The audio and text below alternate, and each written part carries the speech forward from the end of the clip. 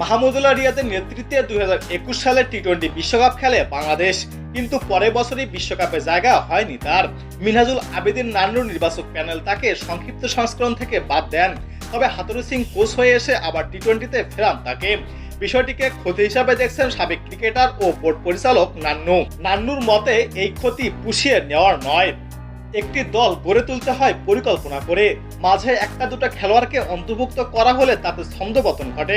2021 সালের পর যাকে টি-20 থেকে বাদ দেওয়া হলো তাকে নিয়ে 2024 সালে বিশ্বকাপ খেললেন, নতুনদের নিয়ে আর তাকালেন না।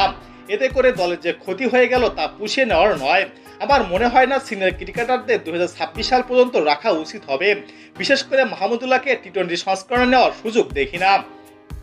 সাকিবের পারফরমেন্স নিয়ে তিনি বলেন, টি-20 বিশ্বকাপে সাকিব সবসময় খারাপ পারফরমেন্স করছে। এবার দেশের সেরা ক্রিকেটারদের কাছ থেকে সেরা পারফরমেন্স পায়নি দল, এটা দলের জন্য দুর্ভাগ্য।